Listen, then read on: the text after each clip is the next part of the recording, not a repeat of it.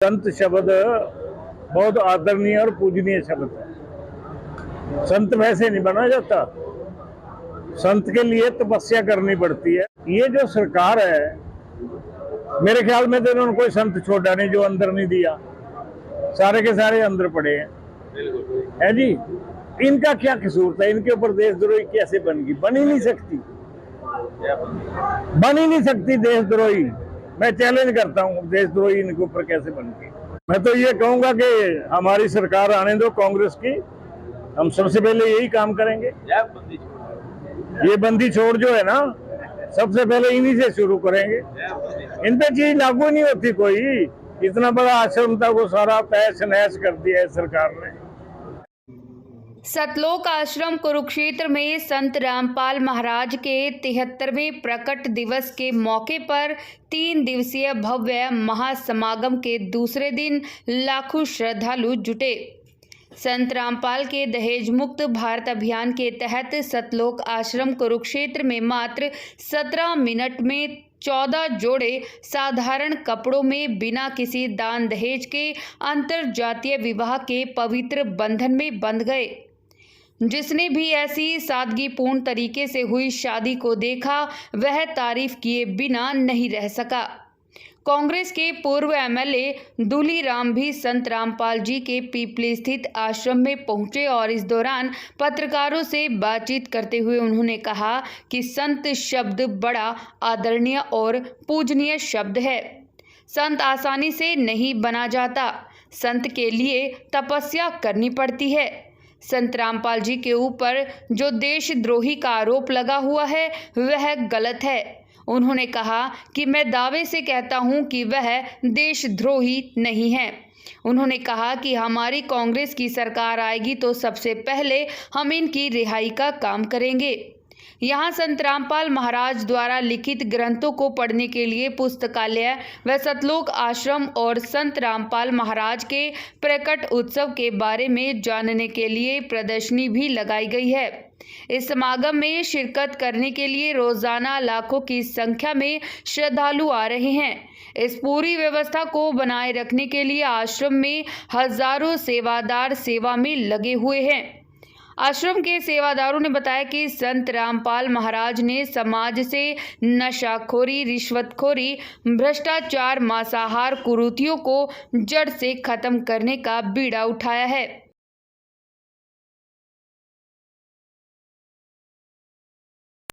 लोग आश्रम पहुंचे हैं और संगत यहाँ पर लाखों की संख्या में आती है। हर बार जाति भंडारा होता है। क्या संदेश रहेगा आपका, क्या कहते हैं? ऐसे मैं तो हर बार आता हूँ, जब भी संगत याद करती है और बाबा जी की कृपा होती है तो बुला लेते हैं, मैं भी आ जाता हूँ। इतने समाज सेवी काम हो रहे हैं, लोक भलाई काम हो रहे हैं, बिना दहेज दान के शादियाँ यहाँ करवाई जा रही है, ब्लड डोनेशन कैंप, और सबसे बड़ी जो बात है नशा मुक्ति है। आज का जो युवा है नशे की गर्त में डूबता जा रहा है और यहाँ से जो कंप्लेनिंग कर रही है नशा की मुक्ति के विषय में, अब के क्या ऐसे है, जो संत शब्द है ना, ये संत शब्द बहुत आदरणीय और पूजनीय शब्द है। संत वैसे नहीं बना जाता, संत के लिए तपस्या करनी पड़ती है। संत के लिए बहुत ज्यादा संघर्ष करना पड़ता है तो जाके संत की पदवी मिलती है। अब ये जो संत हैं बाबा रामपाल जी, अब ठीक थे ये, जैसे लग रहे संगत को अच्छी तरफ ही लगा रहे थे, बुरे काम से तो बचा रहे थे भी, नशा ना करो, गलत काम ना करो, धोखाधड़ी ना करो, है जी, भाई से भाई मिलके रहो, प्यार से रहो, अपना प्यार बढ़ाओ, यही तो इनका संदेश था।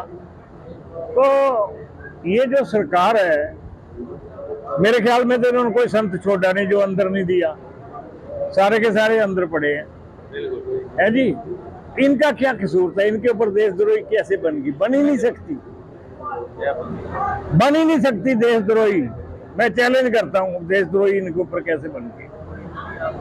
राजनीति की आपने बात करी, आप एक राजनीति पर्सन के माध्यम से आए हो या एक सेवक के नाते? मैं सेवक के नाते आया हूँ, मैं संगत की के दर्शन करने के लिए आया हूँ। मैं राजनीति की वो नहीं करने आया। मेरे को संगत ने याद किया, तो जब भी संगत याद करती है मैं थोड़ा टाइम निकाल के बीच में आ जाता हूँ। तो मैं एक श्रद्धा के रूप में आया हूँ, ना कि एक नेता के रूप में आया हूँ। देखिए, आने वाला जो समय है चुनावी मौसम का है, और यहाँ पर बड़े बड़े नेता यहाँ पर आ रहे हैं, हर एक पार्टी के आ रहे हैं, और आप भी यहाँ पर आए हैं।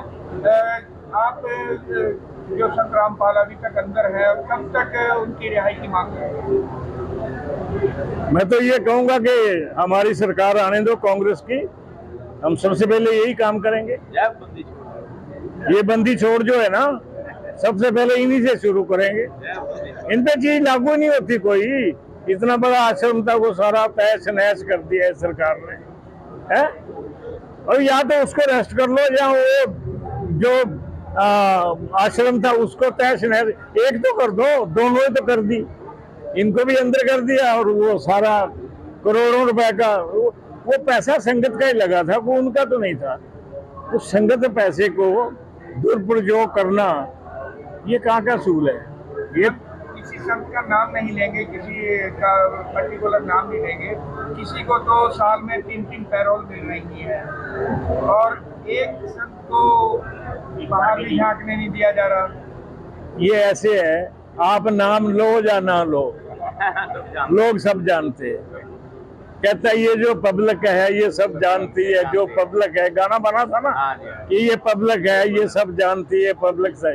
इससे कोई चीज छुपी नहीं है, इसको सब पता है। और आजकल तो सोशल मीडिया ये जो चल रहा है, इस पे आप बोल रहे हैं 1 मिनट में कहीं से कहीं बात पहुंच जा रही है। तो ये चीजें कोई छुपने वाली थोड़ा है। यहाँ की जो व्यवस्था है मतलब अल्टीमेट है। इतनी भीड़ होने के बावजूद भी कोई भी पुलिसकर्मी यहाँ पर नहीं है, अपने आप ये व्यवस्था करते हैं। इसके ऊपर आपकी क्या नहीं है? ऐसे है, ये जो इस तरह की व्यवस्था होती है, जहाँ डर पैदा हो ना, अंदर भय पैदा हो कि अगर मैं गलत काम किया तो गुरुजी मेरे को ये सजा दे देंगे, ये जो डर बैठा है ना, उसकी वजह से ये श्रद्धा होती है। और सेवा श्रद्धा से होती है। श्रद्धा भावना होगी तो सेवा होगी। अगर मन के अंदर श्रद्धा ही नहीं है तो सेवा कहाँ से हो जाएगी? इस करके ये जितने प्रेमी आए हैं, ये श्रद्धा भावना से आए हैं। इनके अंदर एक पीड़ा है, एक दर्द है, जो उसको उजागर करने के लिए है कि ये जो कुंभकर्ण की नींद सोई हुई है ना सरकार, इसको जाग आ जाए, इसको पता लग जाए भाई इतनी दुनिया है, देखो लाखों की तादाद में आई है, ये क्यों ऐसा करती है? विदेश में भी परचम फैल रहा है कि यहाँ पर दहेज मुक्त शादियाँ होती हैं। जब एक लड़की घर में पैदा होती है तो एक पिता का जो दिमाग उसी समय ये हो जाता है कि बोझिल हो जाता है। परंतु यहाँ पर जो बाहर से भी जो बच्चे आके जो फॉरेन में रह रहे हैं, वेल सेटल्ड हैं, यहाँ पर आकर दहेज मुक्त शादियाँ कर रही है। ऐसे श्रीमान जी, जब कोई लड़की किसी के घर में पैदा हो तो उसको बोझ समझते हैं। क्यों? आजकल जमाना बड़ा खराब है, लोग मुंह खोलते हुए ये भी सोचते भी तेरे घर भी तो लड़की है, तू इस लड़की के लिए बाहर से जो तेरी पुत्र वधू आएगी उसके लिए तो ये मांग रहा है, तेरी भी तो लड़की है। ये लोग सोचते नहीं है। इस तरह की जो समाज सेवा है ना, ये कोई कर सकता, आम आदमी नहीं कोई कर सकता। ये संत ही करते हैं, क्योंकि संत जो है वो तो मौजी है, वो तो एक परमात्मा का रूप है। परमात्मा और जो संत है उसके अंदर कोई भेद नहीं। एक सरकार जैसे भेजती है ना परमात्मा, इनको भेजती है, क्योंकि बाकी चीजों की इंसान सबसे उत्तम है। जो 83 लाख जून है उससे सब उत्तम इंसान को माना गया, क्योंकि इसके अंदर बुद्धि है, बाकियों के अंदर बुद्धि नहीं।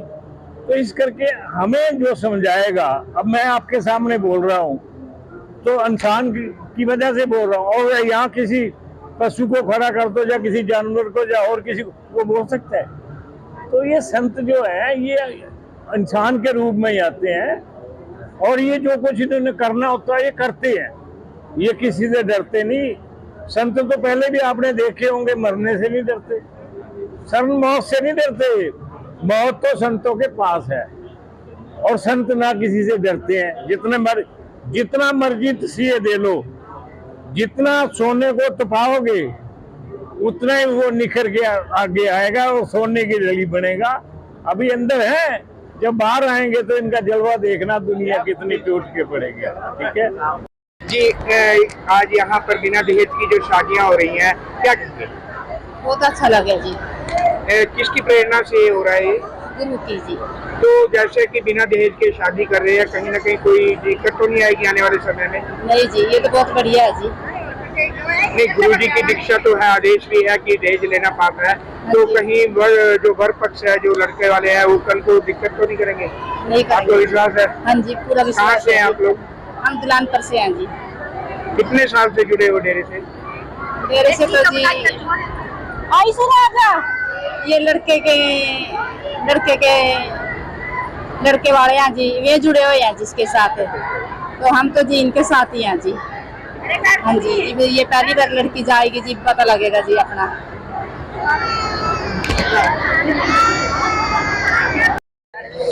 देखिए, ये संत रामपाल के अनुयायी हैं और जो यहाँ पर ब्लड डोनेशन करने के लिए आए हुए हैं। लगभग 80 से 90 जो यूनिट है वो ब्लड डोनेशन की हो चुकी है।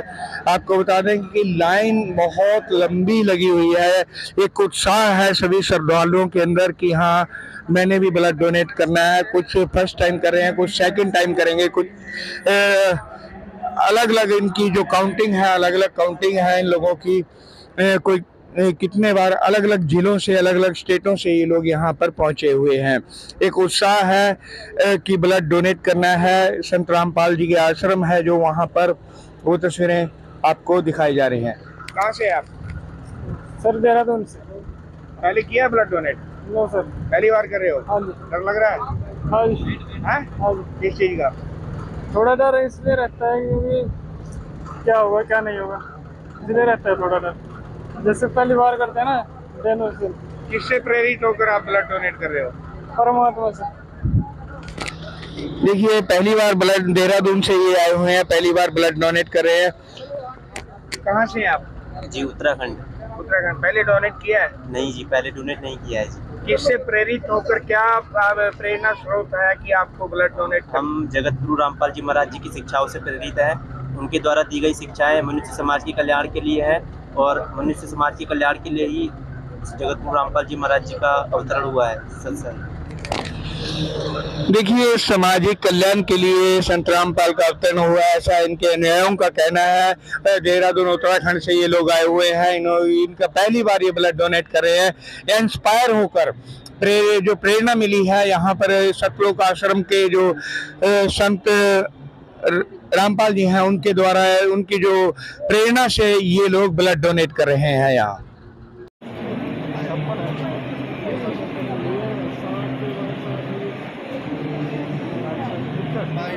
ब्लड डोनेशन कैंप लगा हुआ है, कितने यूनिट हो गए हैं और क्या संदेश रहेगा आपकी तरफ से? सर ऐसा है, अभी तक जो लगभग 80 यूनिट के करीब हो गया और ये 300 यूनिट के करीब करीब हो जाएगा। और हमारी तरफ से संदेश यही है, जिस तरह से बढ़ चढ़ कर लोग सेवा कर रहे हैं, उसी तरह हर एक आदमी को, हर एक पर्सन को मरीज की सेवा के लिए आगे आना चाहिए। जिस तरह से हम कोई दान करते हैं अपने बॉडी के अंदर से, सबसे बड़ा दान है।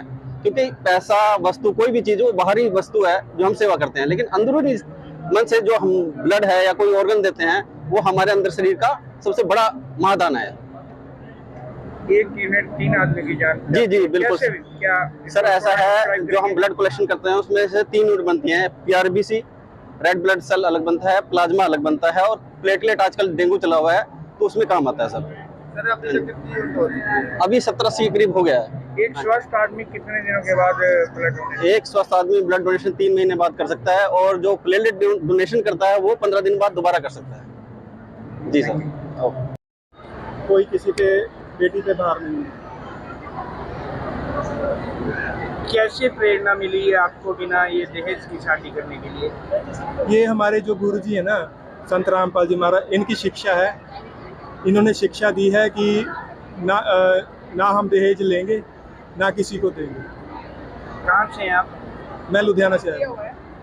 आपके जो परिवार के लोगों ने आपको प्रोत्साहित किया इस विषय में? हाँ जी। जी सर साहब, क्या कहना चाहेंगे जैसा कि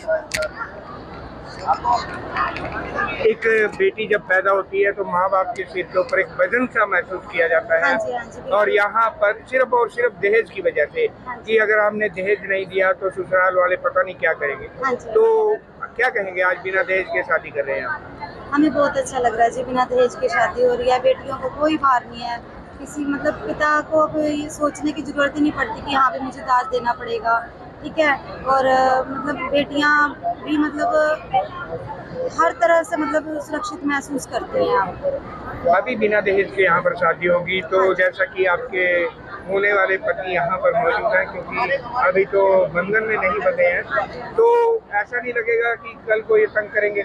नहीं, ऐसा नहीं होगा, क्योंकि हमारे जो गुरुजी हैं उनकी वाणी ही ऐसी है कि मतलब कोई भी इसके बाद तंग नहीं करता किसी को, सभी परमात्मा से बोलते हैं। आप बिना दहेज के शादी कर रहे हैं और कल को ऐसा तो नहीं होगा कि मेरे को दहेज नहीं मिला? हमारे गुरुजी कहते हैं कि क्या दहेज लेने से वो पूरी उम्र सुखी रह जाएगा? अगर मान लीजिए लड़की परिवार से थोड़े बहुत पैसे लेते हैं, दहेज लेते हैं, कुछ सामान लेते हैं, क्या पैसा पूरी उम्र गुजारा हो जाएगा उससे? क्या दहेज लेंगे उससे? क्योंकि देने वाला परमात्मा है, परमात्मा वैसे ही दे देते हैं, हम क्यों किसी से मांगे? आप कहाँ से हैं? सढौरा से जी, सढौरा जिले। कितना पढ़े लिखे हैं? मेरी बीकॉम है सर।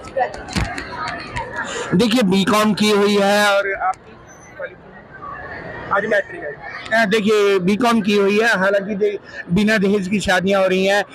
देखिए जैसा कि वधू पक्ष का कहना है, वधू ने कहा कि लड़की आज के समय में सक्षम है और जो गुरुजी ने हमें जो शिक्षा और दीक्षा दी है उसके अनुसार हम दहेज नहीं लेंगे। वहीं वर पक्ष एक बात, एक बड़ा बहुत अच्छा संदेश इन्होंने दिया कि क्या हम दहेज लेकर सारी उम्र उसके ऊपर निर्भर रह सकते हैं? नहीं। और हमारे गुरुजी का जो आदेश है, उनकी जो शिक्षा है, जो दीक्षा है, तो वो यही कहती है कि दहेज लेना भी पाप है।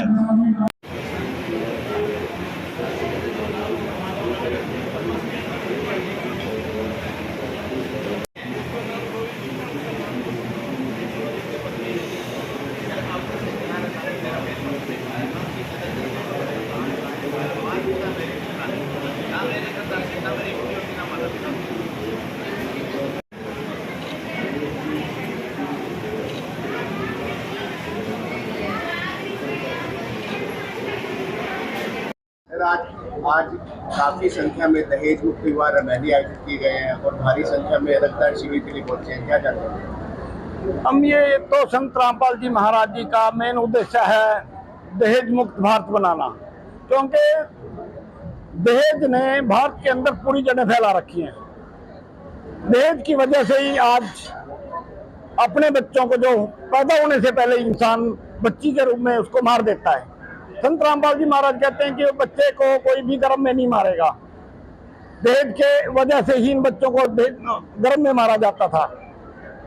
ये परमात्मा ने, संत रामपाल जी महाराज ने मिशन चलाया है। इसके अंदर सबसे पहला काम है दहेज मुक्त भारत बनाना। उसके बाद नशा मुक्त। नशे की वजह से, नशे में पागल होकर इंसान अपने बच्चों को ही मार देता है। ये हम आजकल अखबारों में आम पढ़ते रहते हैं। नशा मुक्ति का जो मिशन संत रामपाल जी महाराज ने चला, वो पूरी तरह से आज समाज में पूरी तरह से फैल रहा है। आप देख ही रहे हैं, इतने लोग यहाँ पे आए हैं, सब ने नशा छोड़ दिया है।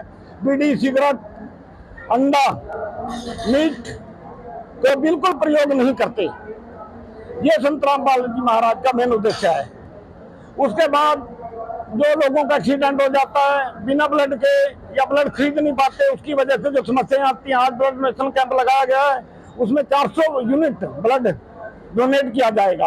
और हर बार ये प्रोग्राम होता है, और 3 महीने बाद फिर प्रोग्राम होगा। उसमें भी ऐसे ही समाज में फैली बुराइयों को और जो समाज की जरूरतें हैं उनके लिए संत रामपाल जी महाराज ये कार्य कर रहे हैं। और 10 चैनलों के ऊपर हमारा ये सत्संग चल रहा है। हम सबसे आपके चैनलों के माध्यम से प्रार्थना करते हैं, आप भी देखें और इस बुराइयों से बचें और इस मिशन से जुड़ें।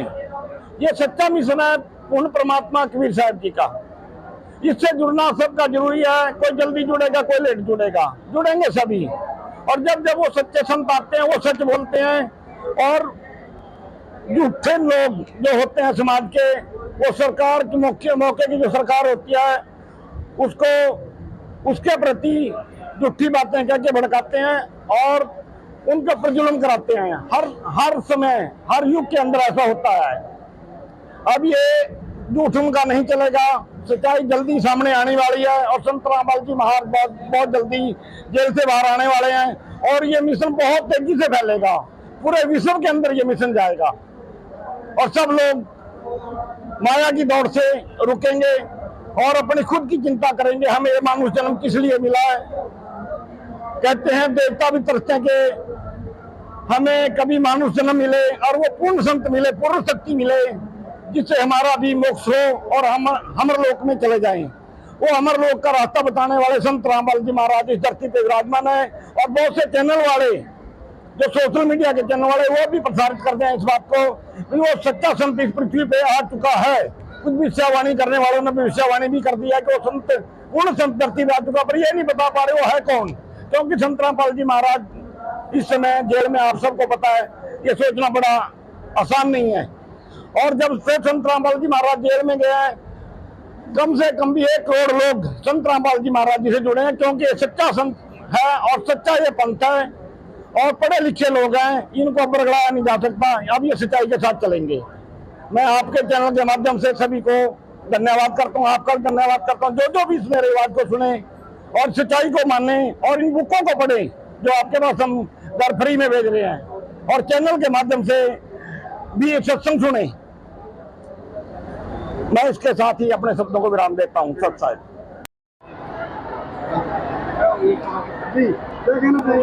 सत साहिब, ये जो दहेज रूपी दानव को खत्म करने के लिए हमारे गुरुदेव जी ने जो ये प्रक्रिया चलाई है दहेज मुक्त शादियों की, जिसको हम रमैनी बोलते हैं, ये हर बार आप कवरेज करते हो, कभी 10, कभी 8, कभी 12, कभी 15। अभी जैसे 14-15 बच्चों की रमैनी शादी हुई है, 14 दूनी 28 बच्चे एक बंधन में बंधे हैं। अपने जो शादी का एक जीवन चलता है उसमें कोई कर्जा किसी के ऊपर, बाप के ऊपर नहीं होगा। किसी को दहेज के लिए कोई चिंता नहीं करनी होगी। आगे समय ऐसा आएगा। इसीलिए हमारे गुरुदेव का ये एक्स्ट्रा समाज का जो ज्ञान है, एक आध्यात्मिक ज्ञान अलग चीज है। संत न होते जगत में जल मरता संसार, और आग लगी आकाश में चू चू पड़े अंगार। जय सतगुरु मिलते नहीं जाता नरक द्वार, नरक द्वार में दूर सब करते कैंचा तान, और उनते कभी न छोड़ता फिरता चारों खान। सब फेरा सब मिट गया मेरे सतगुरु के उपकार। ये सब फेरा परमात्मा की दया से सब जो भी यहाँ हमारे भाई कष्ट सहते थे। अब देखना आप, आगे ब्लड कैंप लगा हुआ है, 400 यूनिट लगभग उनका ब्लड दान करेंगे हमारे भक्त भाई। और जो भंडारा और जो सत्संग के माध्यम से जितनी कुरीतियां, बुराइयां, नशाखोरी से मुक्त करवाने का जो हमारे गुरु जी ने बीड़ा उठाया है, वो 100% कामयाब होगा। सभी चीज से प्रभावित हैं और आप भी इसको जन जन तक पहुंचाइए कि संत रामपाल जी ने बहुत अच्छा कार्य किया है समाज के लिए।